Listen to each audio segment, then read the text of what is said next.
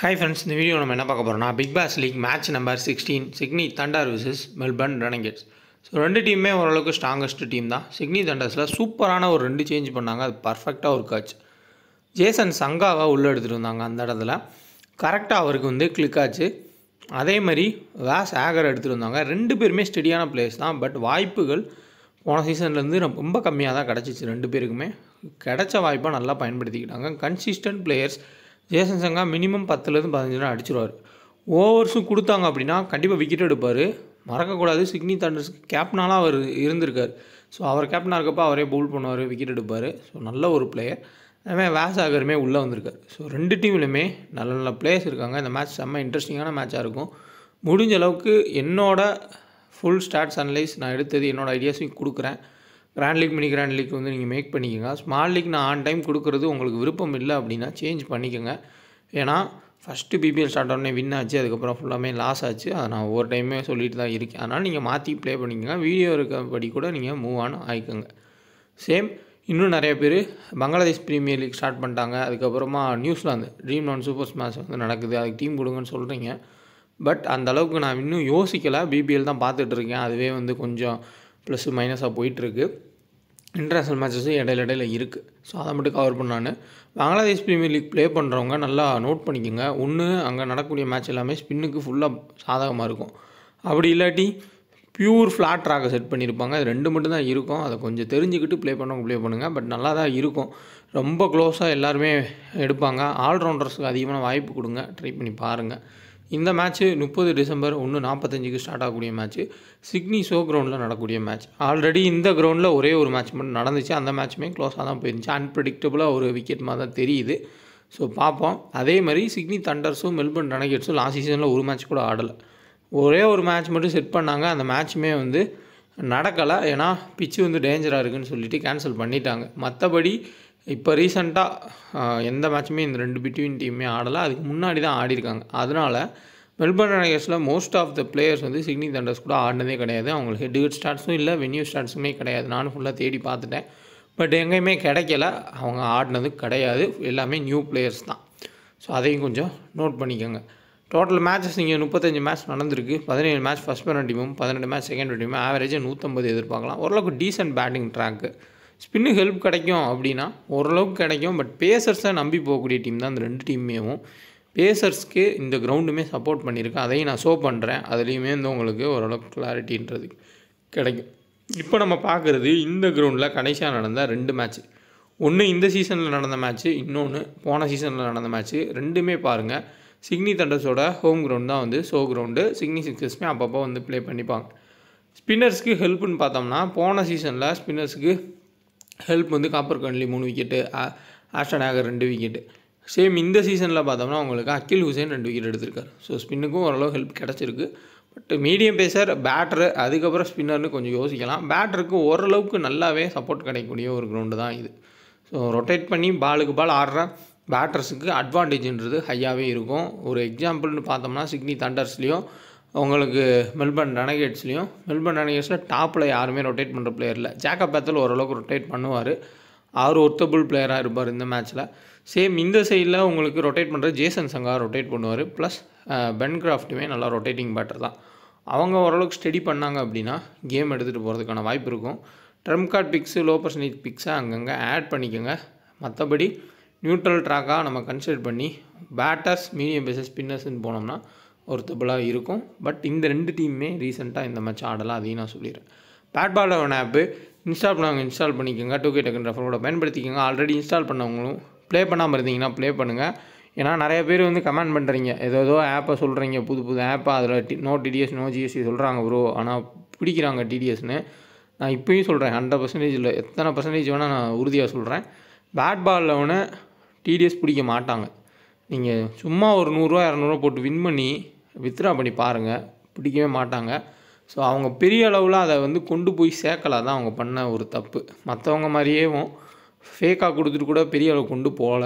இப்போ தான் ஏதோ ஸ்டார்ட் பண்ணியிருக்காங்க. இப்போ தான் அவங்களுக்கே புரிதல் வந்திருக்கு. நிறையா பேர் சடனாக வந்த ஆப்ஸ்லாம் நோ டிடிஎஸ் சொல்கிறாங்க. ஆனால் திடீர்னு பார்த்தோம்னா கடைசியில் யூஸ் பண்ணுற யூசர்ஸ்க்கு தான் தெரியுது டிடிஎஸ் பிடிக்கிறாங்க அப்படின்றது.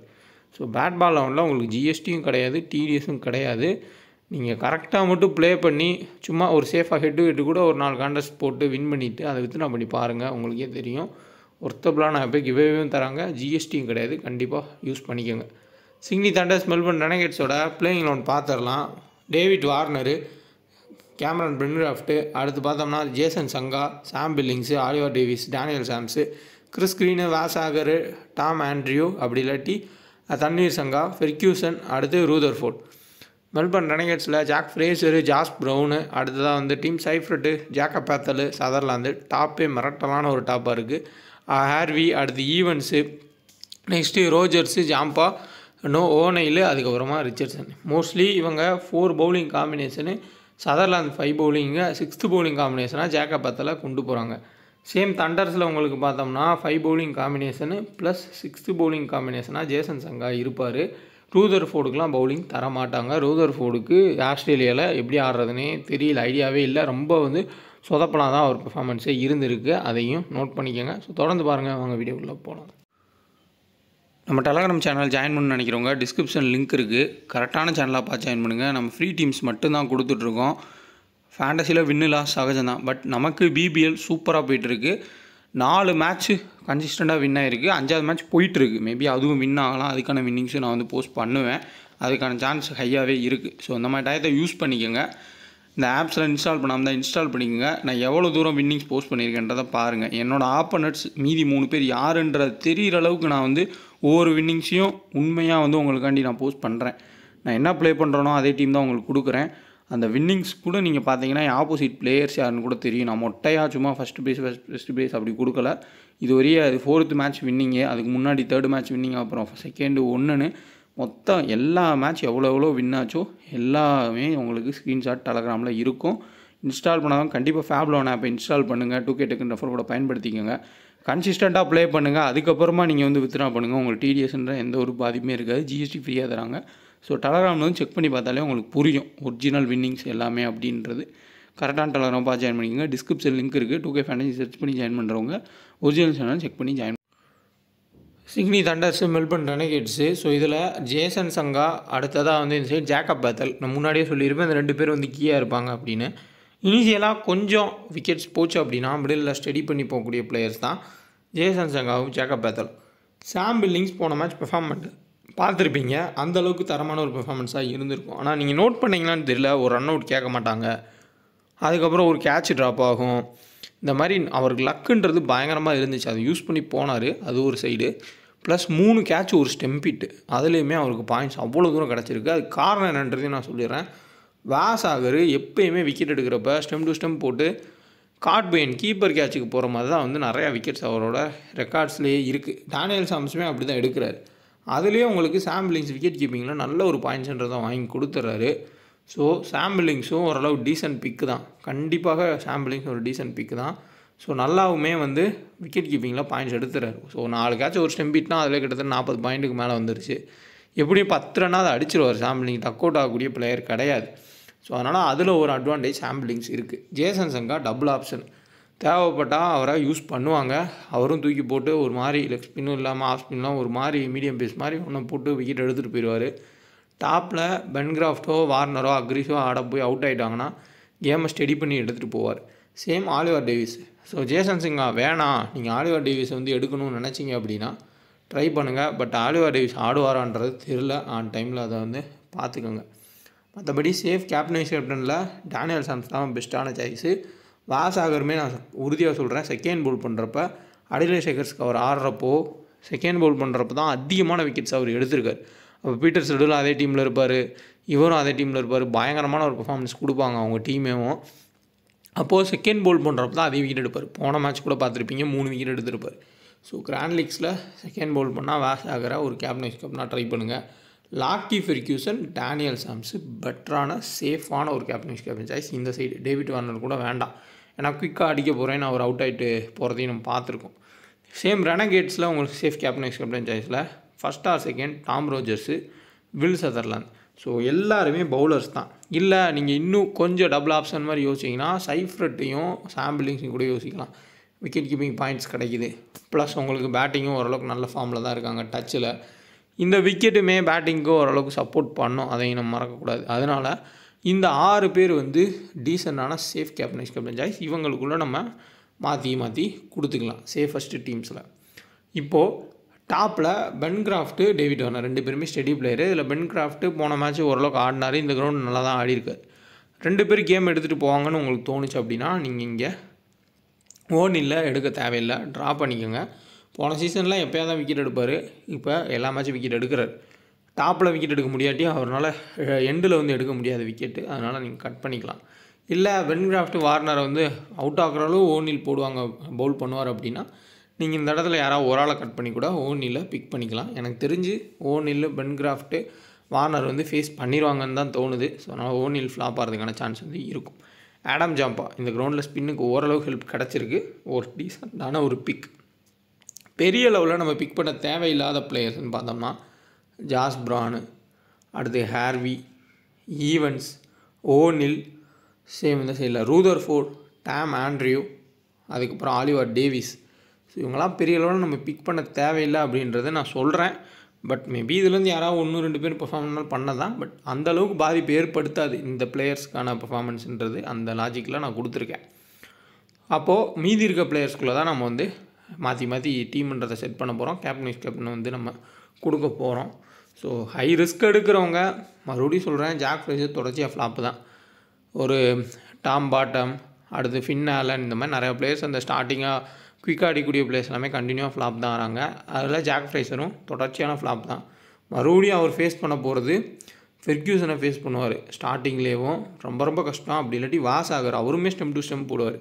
ஸோ இந்த ஜாஸ் பிரானு, அதுக்கப்புறம் வாசாகர், ஜாக் ஃப்ரைசர் 2 பேரும் நின்று ஆடுறதுன்றது ரொம்பவே கஷ்டம்தான். ஏன்னா அவங்க மைண்ட் செட்டே அடிக்கணும்னு பார்க்குறாங்க.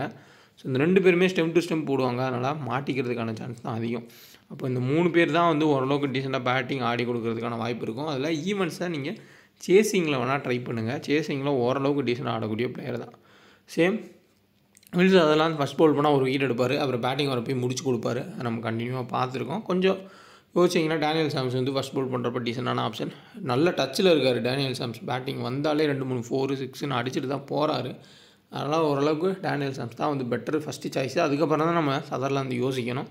பார்த்துக்கோங்க. ஜேக்கப் பெத்தல் முக்கியமான கீ பிளேயரு. சாம் பில்லிங்ஸ் இந்த மேட்ச்சில் இம்பார்ட்டன்ட் தான். ஃபஸ்ட் ஆர் செகண்ட் எப்படியாவது சாம் பில்லிங்ஸ் எடுக்க பாருங்கள், விக்கெட் கீப்பிங் பாயிண்ட்ஸ்ன்றது கிடைக்கும். அதுவும் ஒரு டீசெண்டான ஒரு பிக்காக இருப்பார் சாம் பில்லிங்ஸ். ஸோ கிராண்ட் லீக்ஸில் இப்போ நம்ம கேப்டன் ட்ரை பண்ணால் யார் ட்ரை பண்ணலான்னா, ஹை ரிஸ்க் எடுக்கிறவங்க ஃபெர்க்யூசன், வாசாகர் இவங்க 2 பேரில் அவுட் ஆக்க மாட்டாங்கன்னு தோணுச்சுன்னா மட்டும் ஜாக் ஃப்ரேசரை ட்ரை பண்ணுங்கள். மற்றபடி ஜேக்கப் பெத்தலை ட்ரை பண்ணி பார்க்கலாம் ஜிஎலுக்கு. அடுத்து டாம் ரோஜர்ஸை வந்து கேப்டன் ட்ரை பண்ணி பார்க்கலாம். வாசாகரை ஒரு கேப்டன் சாய்ஸாக நம்ம யோசிச்சு பார்க்கலாம். கிறிஸ் கிரீனை ட்ராப் பண்ணணும்னு நினைக்கிறவங்க ட்ராப் பண்ணிட்டு கூட போங்க. அவருக்கு பதிலாக வேறு ஒரு பிளேயரை கூட ட்ரை பண்ணுங்கள். ஏன்னா ஜேக்கப் பெத்தல் ஒரு ஆள் தான் லெஃப்ட் ஹேண்டரு, இது எல்லாமே ரைட்டு தான். ஒரு விக்கெட் தான் எடுக்கிறாரு, ஒரு 40-50 ரன் கொடுத்துட்டாருன்னா சும்மா ஒரு 20 பாயிண்ட் தான் எடுக்கிற மாதிரி இருக்கும். அப்போ அவருக்கு பதிலாக நீங்கள் எக்ஸ்ட்ரா ஒரு பேட்டரை கூட ட்ரை பண்ணி பார்க்கலாம். கொஞ்சம் ரிஸ்க் எடுக்கிறவங்க நீங்கள் அப்படி யோசிச்சு பாருங்கள். சேம் உங்களுக்கு தண்டர்ஸில் டாப்பில் ஃபஸ்ட்டு பிளேயரை தவிர்த்து மீது எல்லாருமே ரைட் ஹேண்டர் தான். ஆடம் ஜாம்பா ரைட் ஹேண்டர்ஸுக்கு எதிராக நல்லா தான் பவுல் பண்ணுவார். மினிமம் ஒரு விக்கெட்டை எடுக்கிறதுக்கான சான்ஸ்ன்றது ஹையாகவே இருக்கும், அவரையும் யோசிச்சுக்கோங்க. டெத் பவுலிங்கில் கண்டிப்பாக டெத்தில் டாம் ரோஜர்ஸும் கேன் ரிச்சர்ட்ஸனு தேவைப்பட்டா சதர்லாந்து. சேம் இங்கே டெத் பவுலிங்கில் டேனியல் சாம்ஸு, அடுத்து ஃபெர்க்யூசன், தேவைப்பட்டா வாசாகர். இப்படி தான் கான்செப்ட்ன்றது போகும். பவர் பிளேயில் ஃபெர்க்யூசன் வச்சு மூவ் பண்ணுவாங்க, வாசாகர் வச்சு மூவ் பண்ணுறதுக்கான வாய்ப்புகள்ன்றது ரொம்பவே அதிகமாக இருக்கும். சேம் இந்த சைடில் ஓனில் தான் வந்து இனிஷியல் ஸ்பெல் பவுல் பண்ணுறாரு, அவரையும் கொஞ்சம் யோசிச்சுக்கோங்க. இப்போது நம்ம ஸ்டார்ட் பார்ப்போம். Jake Fraser recent form ultra poor எல்லா மேட்சுமே ஃப்ளாப்பு தான். இப்போது உங்களுக்கு ஹெட்லேயுமே 14 ரன் தான் ஆவரேஜ் இருக்குது. அடுத்தா ஹார்வி, இவர் ஆடி இருக்கார் ஹெட்டில், அவரோட ஆவரேஜ் பார்த்திங்கன்னா 3 ரன் தான். சதர்லாந்து 7 மேட்ச்சில் வெறும் 2 விக்கெட் தான் எடுத்திருக்காரு ஹெட்டில். பேட்டிங் ஆர்டருமே ரொம்ப கீழே வராரு, அதையும் கொஞ்சம் கன்சிடர் பண்ணுங்கள். டாம் ராஜர்ஸ் ஹெட்டில் 2 விக்கெட் தான். ரிச்சர்ட்சன் மட்டும் 9 மேட்ச்சில் 14 விக்கெட் எடுத்திருக்காரு. அவருக்கு லக் இல்லை, அவர் பவுல் பண்ணுறப்ப கேட்சாக ட்ராப் பண்ணுறாங்க, அப்படி இல்லாட்டி கேட்ச் போக வேண்டியது எப்படியோ 6 போயிடுது, இந்த மாதிரி லக்கெலாம் போகிறாரு. ஒரு ஜிஎல்லில் கூட நீங்கள் கேப்டனா கேன் ரிச்சர்ட்சனை ட்ரை பண்ணலாம். ஹெட் ரெக்கார்ட் நல்லா இருக்குது, வென்யூலையுமே 2 விக்கெட் எடுத்திருக்காரு. Next Bancroft. So 44 run average வென்யூவில், ஹெட் ரெக்கார்டு இல்லை. டேவிட் வார்னர் 26 ரன் ஒரே ஒரு மேட்ச் ஆடிருக்காரு. நான் மோஸ்ட்லி டேவிட் வார்னர் பிபிஎல் ஆடினது இல்லை இப்போ சமீப காலமாக. ஆரம்பத்தில் ஆடினார் ஸ்டார்டிங்கில். அதுக்கப்புறம் அவர் டீமுக்குள்ளே வந்ததுக்கப்புறம் ஃபுல் அண்ட் ஃபுல் ஆடவே இல்லை. வென்யூவில் 36 ரன் ஆவரேஜ். ஜேசன் சங்கா ஹெட்விகெட் 22 ரன் ஆவரேஜ், ஒரு விக்கெட் எடுத்திருக்காரு. சப்போஸ் அதே மாதிரி இருந்து ஒரு 20 ரன் அடித்து ஒரு விக்கெட் எடுத்தால் கூட மினிமம் 60 பாயிண்ட் போகிறதுக்கு வாய்ப்புகள் இருக்கும். வென்யூவில் 25 ரன் ஆவரேஜ், டீசெண்டான ஒரு ரெக்கார்டு. ஆலியா டேவிஸ் ஹெட்விகெட்டில் 27 ரன் ஆவரேஜ், வென்யூவில் 19 ரன் ஆவரேஜ், டீசெண்டான ஆவரேஜ். ப்ளே பண்ணுவாரான்னு பாருங்கள். டாப்பில் கொஞ்சம் ரிஸ்க் எடுக்கணும்னு நினைக்கிறவங்க பென் கிராஃப்ட்டை கூட கட் பண்ணிட்டு அந்த இடத்துல ஆலியா டேவிஸை கூட ட்ரை பண்ணுங்கள். சாம் பில்லிங்ஸு 14 ரன் ஆவரேஜ், வென்யூவில் விக்கெட் கீப்பிங்கில் பாயிண்ட்ஸ் கிடைக்கும். க்ரீன் ஹெட்விகெட்டில் 6 விக்கெட் எடுத்திருக்காரு. வென்யூவில் 29 மேட்ச்சில் 21 விக்கெட் தான் எடுத்திருக்காரு. கிட்டத்தட்ட ஒரு விக்கெட்டு கம்மியாக தான் அவரோட சராசரியே இருக்குது. ரிஸ்க் எடுக்கிறவங்க ட்ராப் பண்ணி எக்ஸ்ட்ரா பேட்டரை கூட பிக் பண்ணுங்கள். டேனியல் சாம்ஸ் 14 விக்கெட் ஹெட்விகெட்டில், வென்யூவில் 28 விக்கெட் எடுத்திருக்காரு. ஸோ பெட்டரான ஒரு கேப்டன் சாய்ஸு டேனியல் சாம்ஸ் தான். டீம்னு பார்த்தோம்னா இது ரொம்ப ரொம்ப ஹை ரிஸ்க்கான ஒரு ஆப்ஷன். இந்த இடத்துல நீங்கள் ஜேசன் சங்கா கூட வைஸ் கேப்டனாக ட்ரை பண்ணுங்கள். சாம் பில்லிங்ஸு, பென் கிராஃப்ட் 2 பேர்த்தையும் எடுத்திருக்கேன். சைஃப் ரெட்டி நம்ம எடுத்து தான் ஆகணும். அவருமே ரொம்ப வந்து ஒரு அக்ரெசிவாக ஆடிட்டுருக்காரு. 15 ரன்னு, ஒரு 30 ரன்னு அப்படி அடிக்கிறது கூட, அவர் அடிக்கிறது எல்லாமே பவுண்ட்ரியில் தான் அடிக்கிறார். அதிலே பாயிண்ட்ஸ் கிடைக்கும். சதர்லாந்து, டேனியல் சாம்ஸு, அடுத்த ஓனில்னு எடுத்திருக்கேன். இங்கே பவுலரில் இந்த இடத்துல டாம் ஆண்ட்ரியோ, ஓனில் 2 பேர் தான் ரிஸ்கி பிக்கு, மற்ற எல்லோரும் சேஃப் பிக்கு பவுலர்ஸில். பட் பேட்டிங்லேயும் 2 பேரும் ரிஸ்கி பிக் அடுத்து நான் அக்ரெசிவ் ஆடக்கூடிய யங்ஸ்டர்ஸ்க்கு கேப்டன்ஷிப் கொடுத்துருக்கேன். ஒன்லி கிராண்ட் லீக் ட்ரை பண்ணுங்கள். ஃப்ளாப் ஆகிறதுக்கான வாய்ப்பு தான் ரொம்பவே அதிகம். குபேரா ஃபேண்டசி ஆப் இன்ஸ்டால் பண்ணிக்கோங்க. பிபிஎல் அதான் பங்களாதேஷ் ப்ரீமியர் லீக்கு, அதுக்கப்புறம் சூப்பர் ஸ்மாஷ்லாம் உங்களால் ப்ளே பண்ண முடியும். ஒரு பிளேயரை மட்டும் செலக்ட் பண்ணி ப்ளே பண்ணணும்னா ட்ரை பண்ணுங்கள். ஏன்னா ப்ரோ கபடி முடிஞ்சிச்சு. ஸோ இன்னும் பங்களாதேஷ் ப்ரீமியர் லீக், அதுக்கப்புறம் பிஎஸ்எல் இந்த மாதிரி தான் ஸ்டார்ட் ஆகும். அதை ஏதாச்சும் வந்து ட்ரை பண்ணி பாருங்கள். டியோன்ற ஆப்ஷன் மூலிமா இன்ஸ்டால் பண்ணிக்கோங்க. டிஸ்கிரிப்ஷனில் லிங்க் இருக்குது. Sutherland captain, Daniel Sams captain. இதே நீங்கள் ரொட்டேஷன் பேஸ்லேயும் கொடுத்துக்கலாம். Cameron Green, Jacob Bethell, David Warner, Seifert, Ferguson, Wes Agar, Richardson, Tom Rogers, Adam Zampa 3 பேருமே கீ பிளேயர். மினிமம் ஒரு விக்கெட் எடுக்கக்கூட வாய்ப்புகள் ரொம்ப அதிகம். ஸோ கேப்டனை ரொட்டேட் பண்ணிக்கோங்க. இதுதான் சேஃபஸ்ட்டு ஒரு டீமாக இருக்கும். பட் விக்கெட் கீப்பிங்கில் மட்டும் கொஞ்சம் கொலாப்ஸ் ஆகும். நீங்கள் க்ரீனுக்கு பதிலாக சாம் பில்லிங்ஸ் வேணாலும் எடுத்துக்கலாம், இல்லை பென் கிராஃப்ட் வேணாலும் எடுத்துக்கலாம். ஆடம் ஜாம்பாக்கு பதிலாக இன்னுமே சேஃபாக மாறிடும். ஸோ நல்லா ரிஸ்க்காக ட்ரை பண்ணுங்கள். முடிஞ்ச அளவுக்கு கிராண்ட் லீக்கு இந்த உங்கள் ஐடியாஸை வச்சு மூவ் பண்ணுங்கள். பிபிஎலுக்கு நான் கண்டினியூவாக எல்லா வீடியோஸும் போஸ்ட் பண்ணுறேன். லைக் பண்ணிட்டு பாருங்கள். எதாவது டவுட்னா கமெண்ட் பண்ணுங்கள். முடிஞ்ச அளவுக்கு உங்கள் ஃப்ரெண்ட்ஸுக்கு சேனலை ஷேர் பண்ணுங்கள். வீடியோவையும் ஷேர் பண்ணுங்கள்.